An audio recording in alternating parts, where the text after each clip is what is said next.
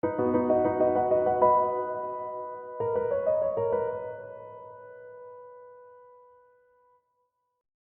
welcome back everybody. This is video number 7 in our series of Python for beginners. Hopefully you've been following along. Today we're going to cover file handling in Python. So by the end of this video, you'll know how to read from and write to a file, which is an essential skill, I should say, for many programming tasks. So let's dive right in. All right, so file handling, like I said, is crucial because it allows your programs to interact with external files such as text files, CSV files, and many other type of files. This capability is important for the tasks like data storage, data manipulation, data analysis, and configuration management. That all sounds very crazy and fancy, but today we're going to keep it simple. We're going to read from and write to a simple little text file, which is basically your foundational building block for understanding how to read and write to other files. All right, so an important thing to note here, obviously you're going to need a file. So if you've been following along, you have PyCharm installed. If you don't see the directories, click your project folder and now you'll kind of have this fan out. Scroll all the way to the top, right click on your project name, say new file, and let's just make one called example.txt for this demonstration. And we can put whatever we want here. Hello, Python badasses, because that's where we're headed, to Python badass land, right? I don't know why I typed Python again. Let's do line 2, line 3, line 4, oops, and then line 5, just so we can see multiple lines here for the demonstration. All right, so an important thing to note here, guys, is that the example.txt file lives at the same exact directory level as the main file, the main.py, which is the Python file that we're writing our code in today. If it lived anywhere else, we would need to specify the directories. We can cover that at a later time. Today, I'm just focusing on how you can interact with and like read and write to files, right? But just note that if it lives in a different directory, you're going to get an error, so you're going to have to specify where that file lives. And there are a few ways to do that in Python. Like I said, we can cover that in maybe like a bonus little video. Okay, so now that we have a file, the most basic thing that we need to do is open that file. So what I'll do is I'll create a variable called file equals open, and then we'll do example.txt. And then when you're done with the file, what you need to do is close it. So file.close, and that's it. So if we run this, we won't get anything, but we shouldn't get any errors. That means it was able to find the file, it opened it, and it closed it. So exit code 0 is always good. It means there was no errors. Obviously, you want to do something with the file. So we'll start off by learning how to read from that file. So now we're going to say content, and you can call this variable whatever you want, right? Content's just a placeholder. File.read, since we've already defined the file. Read is one way to read from a file. There's a couple others we'll take a look at too. So now we've read from the file and we stored those, the contents or whatever's in that file. We stored it as a variable called content. And now we want to see it. So we're going to print content. So if we run this, it should print out our file. Perfect. So it read the whole file and it printed it because we told it to do that. And then we close the file. So next thing you can do is use a different method called read line. So this will read line by line. I'm going to paste this code in here just so we don't have to type it all out. I've provided some comments as well, and we'll talk through this. So the first thing I did was import the time module. This is unnecessary, but I wanted to do it for the demonstration. Otherwise, when we print this, it's going to look exactly like this. To really hammer home the fact that this is going to read line by line, I'm going to put a 1-second pause statement in between each iteration of this while loop. All right, so we've imported the module time, or the library time. This is very powerful, by the way. Importing different modules that are out there will save you so much time trying to recreate the wheel to do things. This is what makes Python, amongst other things, very powerful. You can recycle and reuse, import what other people have already done. And there's some geniuses out there that have built some Python modules that are just out of this world. We'll look at that in our next series. I plan on doing one on Raspberry Pi robotics. And if I had to write all that from scratch, I'd probably never build a robot. But thankfully, there's people a lot smarter than me that have already done a lot of that legwork for us, and we just recycle it or cannibalize it, if you will.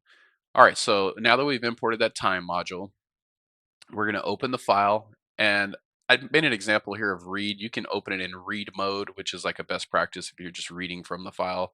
Not 100% necessary, but just know that this is a good practice when you're reading the file. So with file, I'm sorry, file equals open example.txt, and then you're going to specify the mode. So that's comma R. And now we're going to read and print from the file line by line with the 1 second pause. So same thing we did before, line equals file.read, but this time read line. So it's going to read the first line, right? So that read the first line, and then it's going to say while line. So while there's lines to read, so it's going to continue until there are no more lines. Go ahead and print the line, and this end equals, and then we just did a blank, so it's like quote quote. That'll print each line without adding any extra um, characters or a new line like a return or anything like that. And then we'll sleep for a second. So we're going to pause at after each iteration of the line by line reading. And then we're going to specify again line equals file.readline. So it's going to read that next line, and then it'll loop back and it'll print the line that it just read. And it'll continue doing that while there's lines to read. Excuse me. So while there's additional lines to read. And then once it's done, it'll close the file. So if we run this, we should see it run or read line by line with a 1 second pause. Let's go ahead and run that.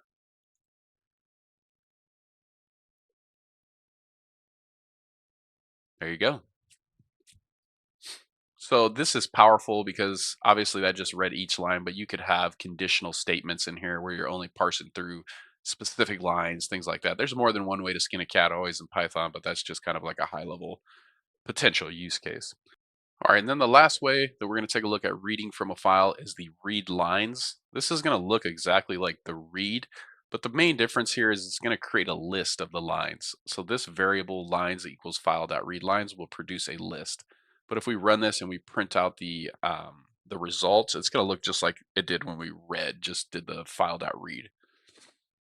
But note that this is a way to create a list of all the lines within a document. So this can be very powerful when you're looking to manipulate specific lines and do things like that. All right, now that we know how to read from a file, let's go ahead and take a look at how to write to a file. So I've got some example code up here. So we're going to do the same thing. You have to open the file, but this time we're going to open it in write mode. So instead of an R here, we're going to do a lowercase w for write. And the most basic way to write to a file is file.write and then put in your string that you want to write. And then this little backslash um, in is just to create a line break or a carriage return, which will be a new line. So we're going to write this line and then we're going to make a new line, like hitting enter on the keyboard basically, right? And then we're going to do the same thing, write another line, and then we're going to have another carriage return. So let's go ahead and run that. And then let's go ahead and open our example here. And you see it overwrote what we had before, and now it created these new lines. So that is a easy way to write to a file. So we can also do multiple lines at once if we wanted to have like an array of lines, and then we can pass that into the file write. So let's take a look at what that looks like. I'm going to go ahead and copy my code, paste that in. I should have took that off of there. Okay. So first thing you're gonna do is prepare a list of lines. So maybe you have, um, you could ingest this from a document, but this is just kind of an example of how you're creating this list of lines here. So you have first line, second line, third line, and notice the carriage returns there. That'll break it to the next line or the backslash in. Okay, so then you have to open the file again in write mode. So same thing we did before. File equals open and then example.txt. You got to put your W there for write mode and then write the list of lines to the file. So the main difference here is the method that we're calling is file.writeLines, and then we're passing it lines. So let's go ahead and run that. And then we'll look at our example.txt and you see we have 3 lines. So that's another way to write using a list, right? So if you have a list of lines, and again, maybe this is like a Excel document or something like that, where you've got a bunch of different rows that you're trying to ingest data from and pass to a write lines function. So that would be one specific use case, but there's a ton of them out there. All right, so one other thing I want to show you before we get into like a practical example is how you can use a with statement to handle files. And what this does is just ensure a clean way of closing the file out when you're done. So when you use the with statement, we don't have to call file.close at the end. It's just going to say with open, and then when it's done, it's going to close that file out automatically. So this is a nice way to interact with files and ensure that you're following best practices of closing those out without having to go in there longhand and saying file.close, right? So we can go ahead and run this, and we see that it read from the file just fine, and then we can do the same thing with write. So we can do a with statement and write to a document as well. And if we look at our example, it should say hello world. So there we go.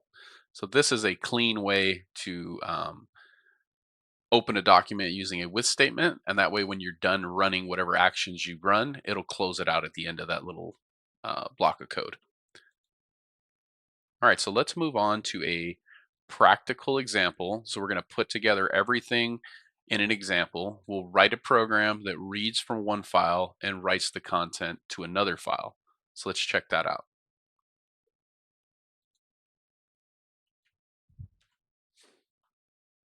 Okay, so we're going to have to create a file called input.txt.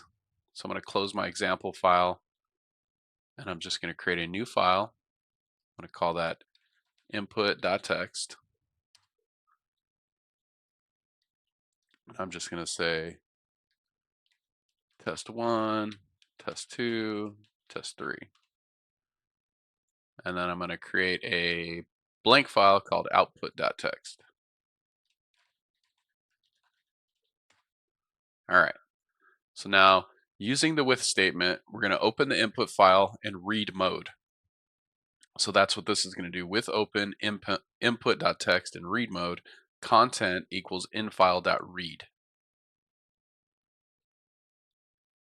I'm sorry, we opened it as infile, right? So when you're basically opening a file and declaring a variable right away. So you're saying open this file as infile. And then we're saying the content equals infile.read. So we're reading the contents of infile. And infile is the input.txt because we opened it as infile.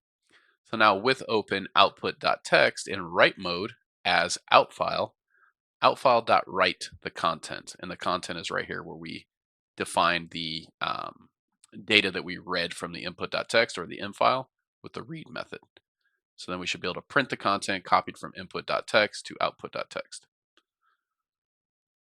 I'm sorry, this is just a message. Print content copied from input.txt to output.txt. And then we'll open this file and look at it. So just a sanity check, input.txt has 3 lines, output.txt has nothing. So then we're going to run this. And it says content copied from input.txt to output.txt. So let's check if that's true. There it is. So we read the data from input and we wrote it to output. So obviously a very simple example, but this is a high level demonstration of how you can read from and write to files. And you got to think about programming as very modular, right? So some of the things we've covered with statements, while loops, you got to really think about Python or any language that's object oriented as a bunch of Legos or building blocks. So it's never about learning one thing and just using it for that single purpose. It's always about how can I stack these blocks to build what I'm trying to accomplish here. At least that's the way that I look at it. I mean, I tend to think of Python as extremely modular, extremely flexible. You can adapt it to your use cases.